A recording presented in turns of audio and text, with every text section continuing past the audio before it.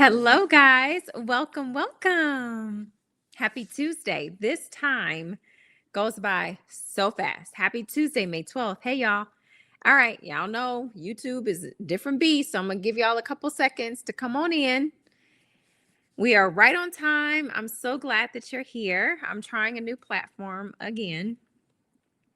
Nothing beats a failure but a try. I'm so glad you guys are here. Listen, we are in for a treat today. As you guys come in, say hey.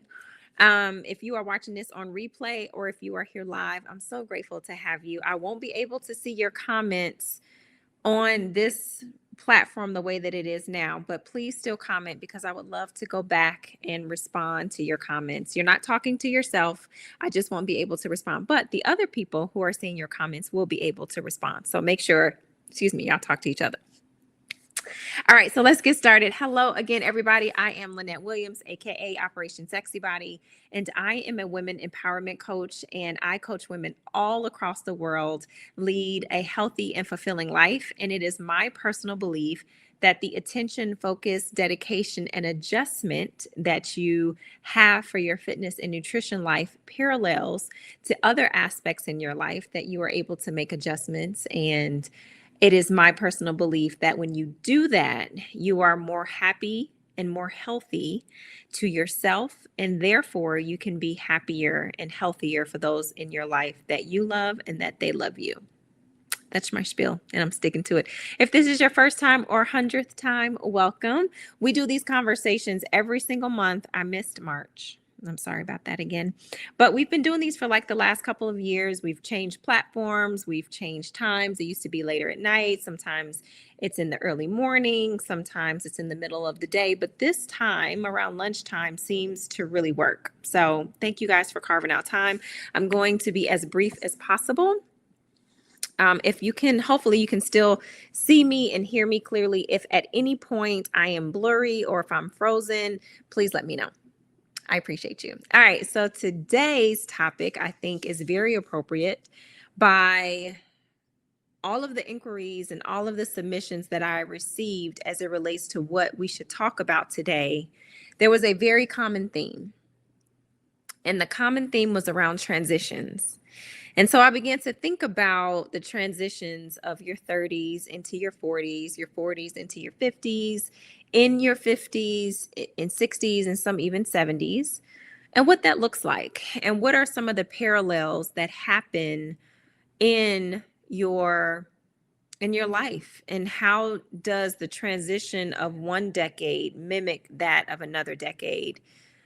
What themes come up? And what came up was our title for today, which is Navigating the Messy Middle.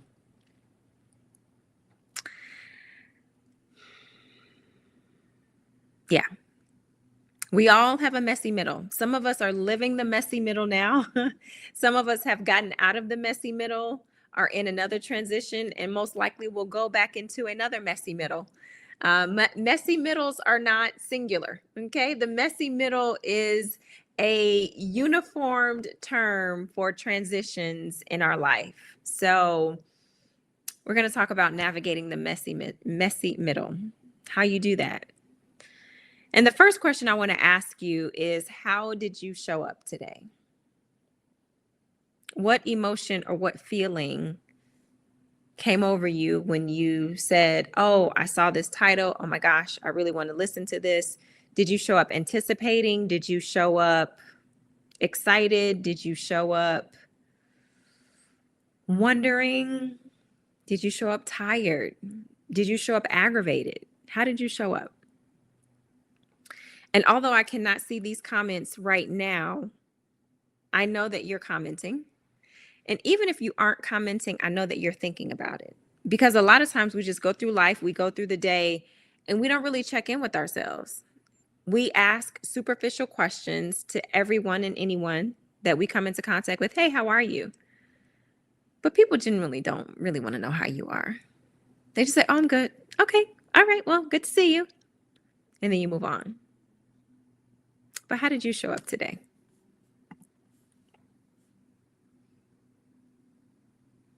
While you think about that, I want to kind of set the tone and frame for our conversation today. nobody really warns you about the middle. Everybody gets so excited about, woohoo, I'm going to change. Woohoo, I'm going to start a business. Woohoo, I got married. Woohoo, I had kids. Woohoo, I'm transitioning from staying at home to going back into the work field. Woohoo, I'm going back from being dating to married, maybe to divorce, maybe to separation. Like everybody always talks about the transition, but they really don't talk about how to transition. They really don't talk about the feelings that you have to navigate from into your next. So today we're going to talk a little bit about that. If you have ever wondered about a state or a stage in your life, you are at the right place at the right time. Because sometimes the middle can be really messy. And generally, our lives are not set up to handle messy. Whenever something spills, whenever there's clutter, we are conditioned and we are always mindset to clean it up as fast as we can. We don't care what we use. We spill something, we use our sleeve, right? It's like, oh, I just, my camera's dirty. Let me use my shirt, which is not what it's designed for, right? I should be using a cloth, but that takes too long.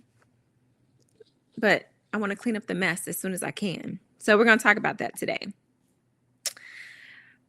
We love a good before and after picture. We love the promotion. We love the launch. We love the drama of it all. But rarely do we see people post about the middle. You see some, right? I'm generally speaking about this particular part, but you rarely see people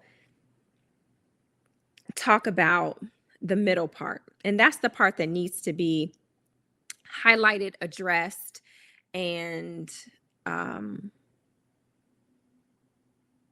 really owned. I think is the best word that I can think of. Like you need to own your middle. Yeah, I think that's the best way to put it. All right. So there are 3 types of middles. You have your career middle, you have your relationship middle, and you have your identity middle. I want to spend a couple of seconds just talking to you about which middle, the definitions of each middle, and maybe you can identify with all 3. Maybe one is kind of floating to the top for you. All right, career. So successful on paper, but unfulfilled inside. You have all these accolades, you have all these promotions, but you go to bed crying most nights because you're so tired. You go to sleep tired, you wake up tired. This may look like rebuilding for you after burnout. This may look like really wanting to quit your job and do a passion project, but not knowing how you're going to afford to do that when you have all these bills and you have a lifestyle based on the income that you make now. So that is a career middle.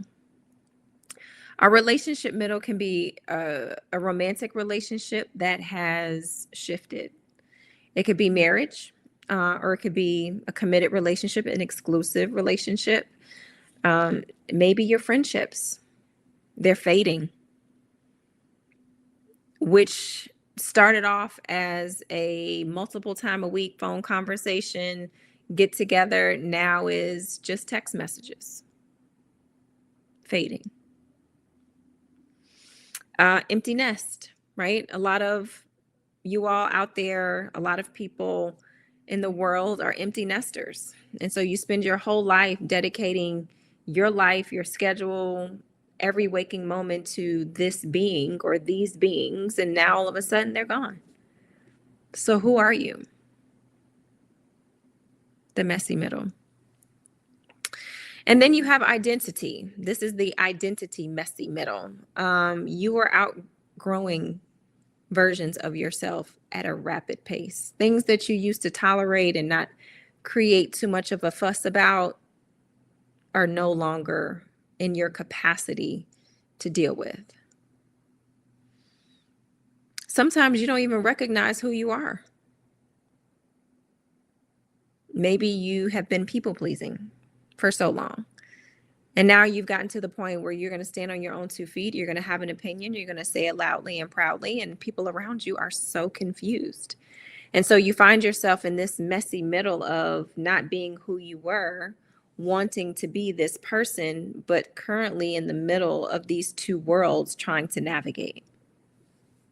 So we have career middle, relationship middle, and identity middle. So, which of these three feels the most calling for you? Career, relationship, or identity? Which one? And depending on which of these stick out to you the most, maybe everything is a middle. Maybe your career, maybe your identity, maybe your relationship, maybe you're just in a season of middle, which is totally fine. But for some of you, there is going to be one that kind of rises to the top. And for our conversation today, I want you to think about that just one. If you are a person that says, hey, just call me Mrs. Middle, okay? Because I feel like I am all about all of the middles that you talked about. Fine. Think about all those. But for most of you, there's going to be one that kind of sticks out the most. All right. So I want to talk about what the middle actually feels like. Before I kind of get to what the middle is and how we can get out of it, we have to talk about what it actually feels like. Because if we pretend that it doesn't feel as hard and as deep and as rough as it is, then we're always going to be in that place.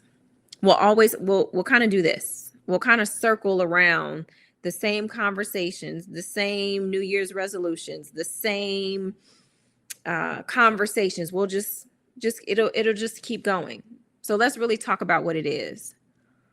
I wrote down here grief. So when I think about what I want to talk to you guys about, I literally just write down words, and it prompts me to kind of think about how I want to talk about this particular topic. So when I wrote down, what does the middle feel like? It feels like grief, or it can. It can feel like grief. No one has died, but it feels like a failure. It can feel like you're mourning something that you don't have anymore. You're trying to get something else, but it's the gap of losing something or not having it anymore, wanting something else, not really knowing how to navigate how to get it, but still desiring it. I hope that resonates with you guys. Like, I hope that you say to yourself, yeah, that kind of makes sense. It can feel like you're falling behind,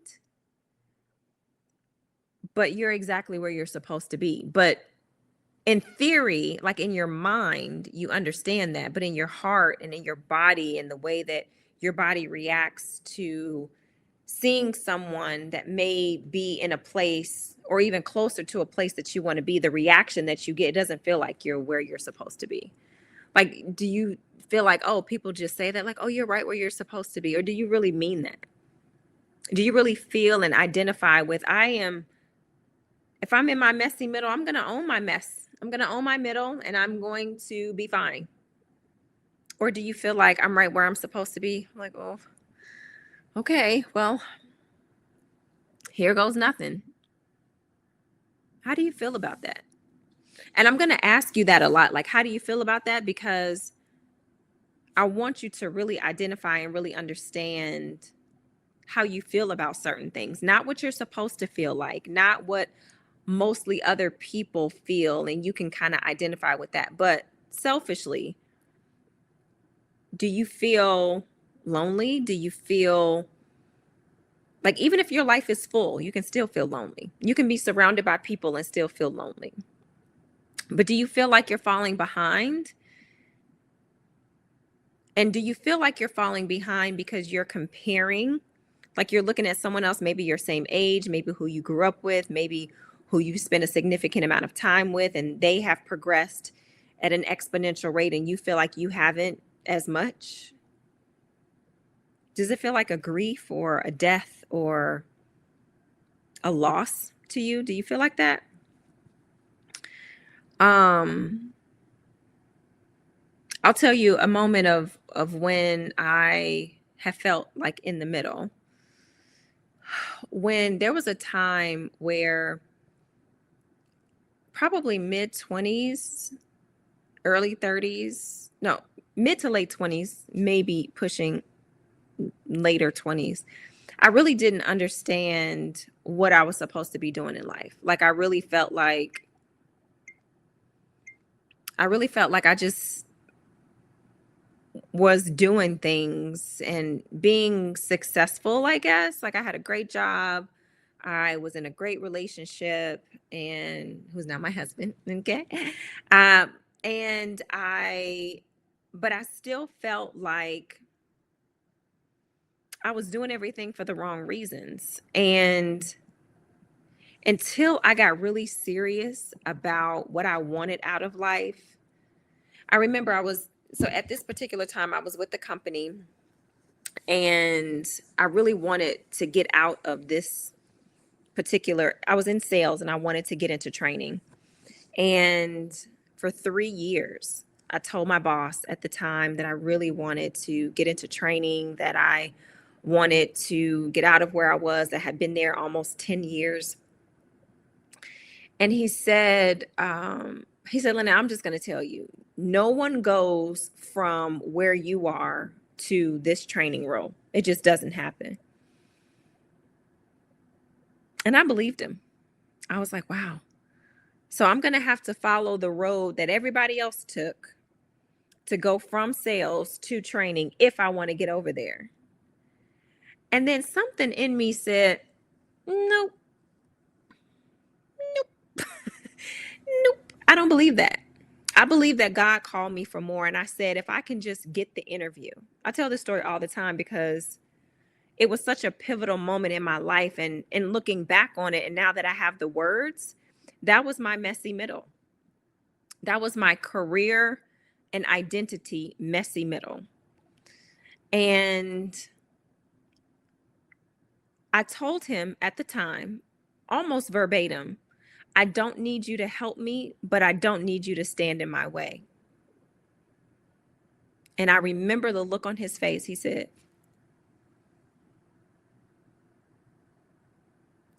and that was my cue that it wasn't his thought of my incapability to do it.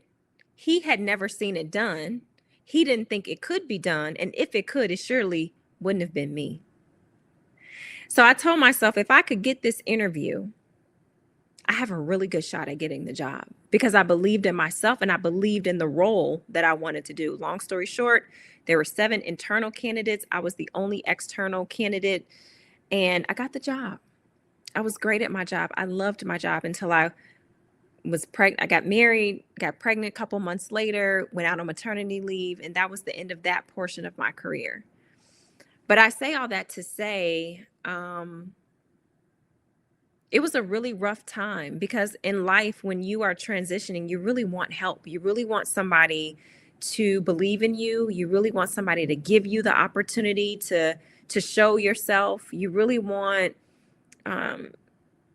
even if people can't support you the way that you ask them to, the least that they could do is just love you from afar or appreciate you from afar or not make it harder for you. And I felt like that's where I was. But nevertheless, I was victorious and it really showed me something about myself. So because of that career messy middle and my identity was tied to that, my identity shifted. My career shifted. What I'm doing now is a byproduct of believing in myself 15 years ago. When he didn't believe in me, I did. And so you have to believe in yourself, that you have to believe enough of yourself that even though you're in your messy middle, you have to be laser focused in what you are designed and destined to do. You guys hear me talk a lot about obedience and assignments. And I really felt like that was my assignment. Okay. I want you to finish this sentence. The hardest part of where I am right now is.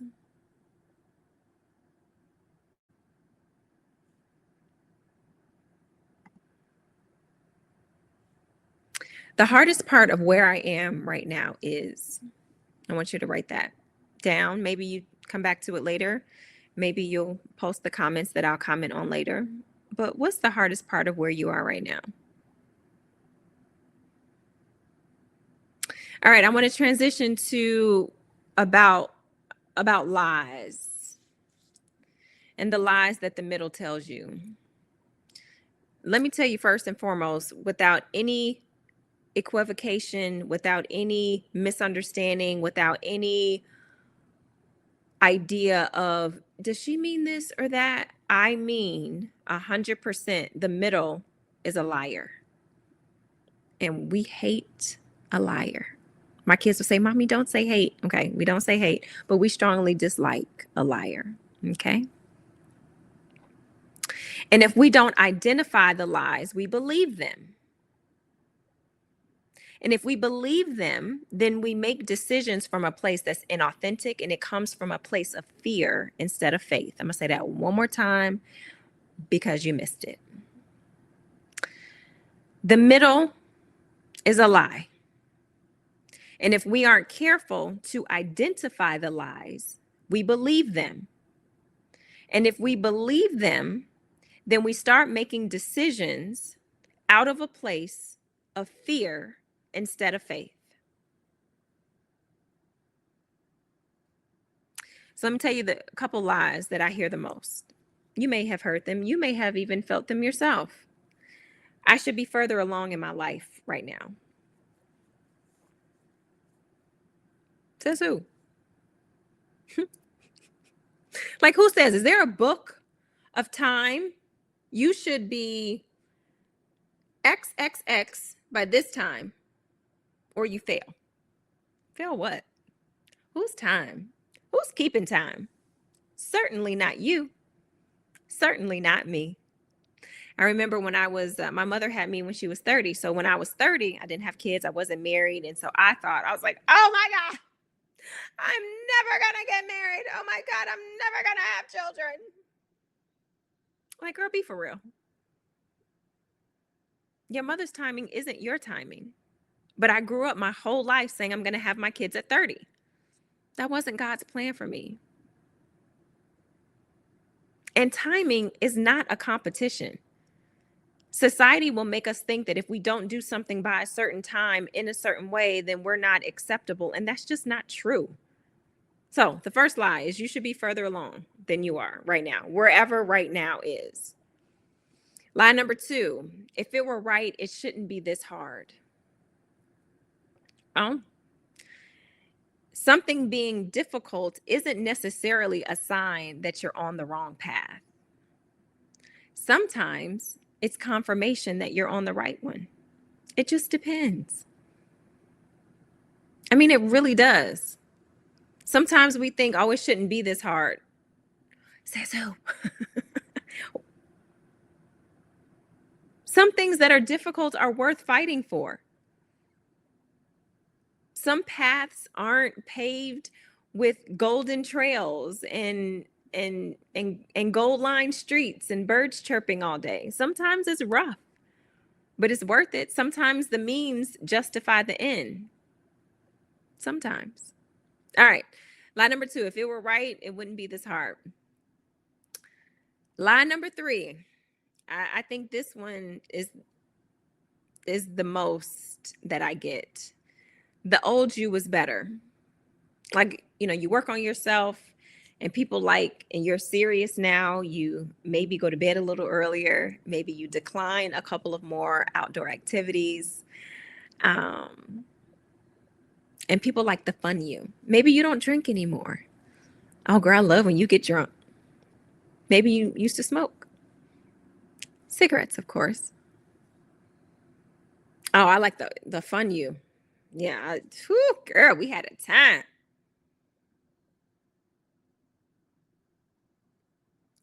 That's a lie. Because the truth is, you're shedding the old version of you to grow a new version. There's a difference. Lie number 1, you should be further along by now. Lie number 2, if it were right, it wouldn't be this hard. And number 3, the old you was better. Which one Which lie hits closest to home with you? 1, 2, or 3?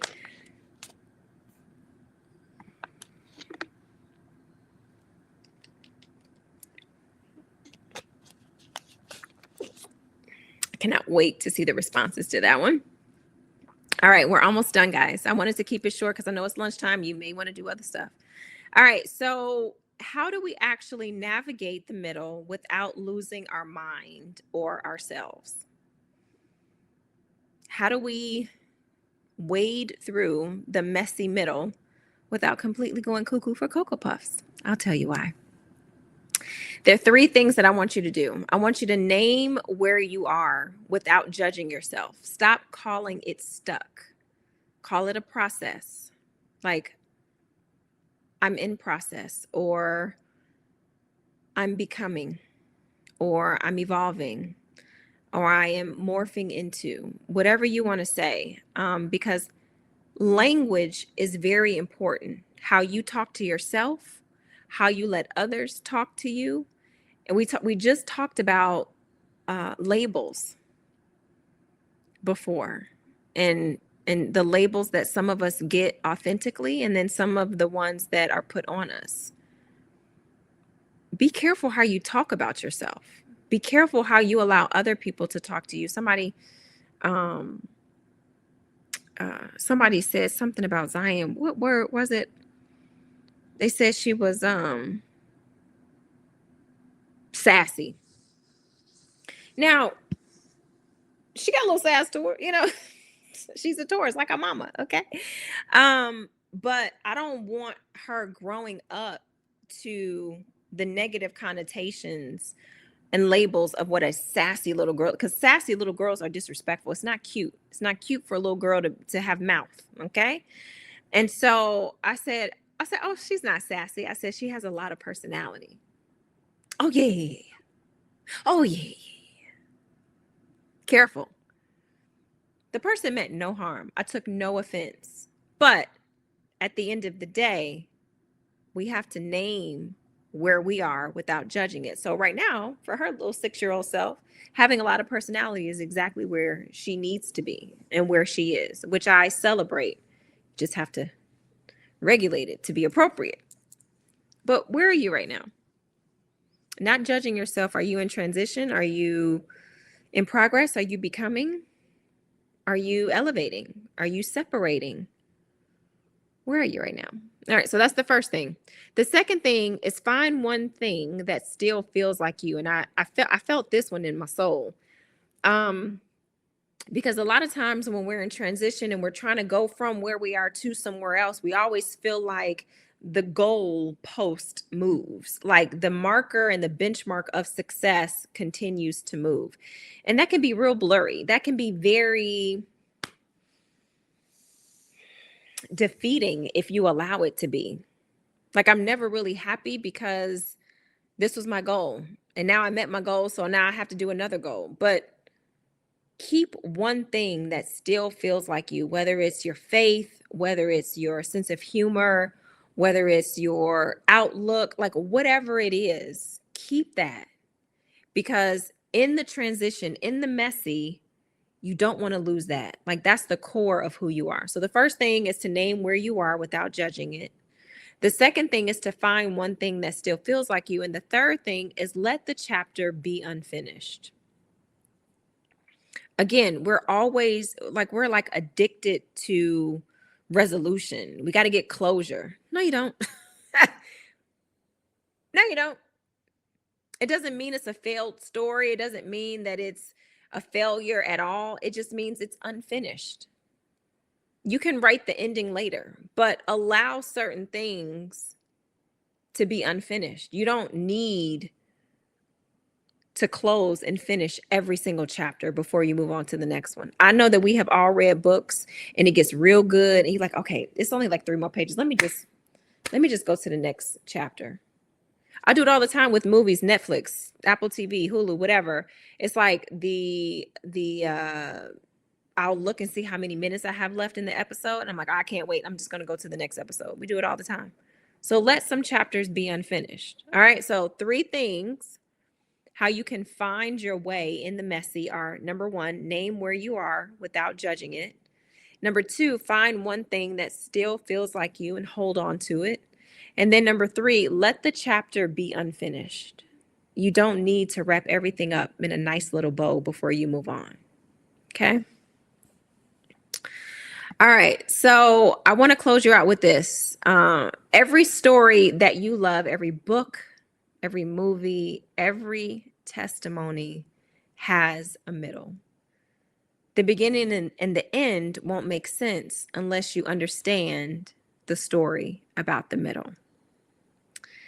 The middle is never the beginning, and the middle is never the end. The middle is the middle, and it has its purpose and it has its place. That is where you fall in love with the character. That's where you appreciate the story in its totality. That's where you really bond with the overall premise of whatever you're reading or seeing or becoming. It's where the plot thickens. It's where it gets good. You ever watch something and it starts off really slow and then the middle comes and you're like, oh, I get it. That's where the plot thickens. That's where it gets good. And that's where you get attached to. You aren't behind. You aren't broken. There's nothing wrong with you. You're right on time. You are the middle of the story that is still being written. I don't care how old you are. I don't care how young you are. I don't care how accomplished you are. I don't care how far you are away from your goal or your dream. I don't care how close you are. You are still in your messy middle, and that's okay. And I think we have to celebrate the fact that you're still in the race to be in a messy middle. I think society makes us think that we have all of these invisible timelines and things that we're supposed to do by a certain place and a certain time. And that's just society. Those are people. That's social media, which is entertainment, by the way. Please stop looking at social media and someone else's highlight reel to make you believe that that is where you should be focusing your energy and matching. Because their chapter 2 is maybe your chapter 30. Everything is good in the beginning, but put some time and some effort and some setbacks into that thing. It may be a whole different story. But the fact that you showed up today or whenever you watch this is strength.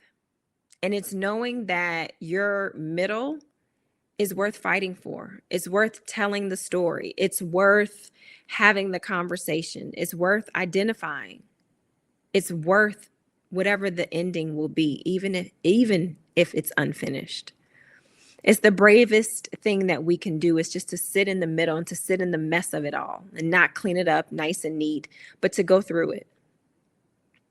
So I want to leave you with a thank you, a sincere thank you for, I feel like a little bit of this YouTube is like my messy middle, right? Like I had so much success on Instagram and really wanting a deeper and more connective experience with you. And so we tried YouTube for the entire last year. And at first I said, okay, I'm not going back to YouTube because they don't come over here. But I just didn't feel like that was the end. So, and whether today, and success isn't measured in numbers. I really just love having conversations with you guys. I love for you guys having an outlet to listen to converse with, to meet new people, and to give you like a little like mental breather, right? Like we have so much drama on our timelines. Like this should be a time where it's reflective. This is a lot of the type of work that we do in my private and small group coaching.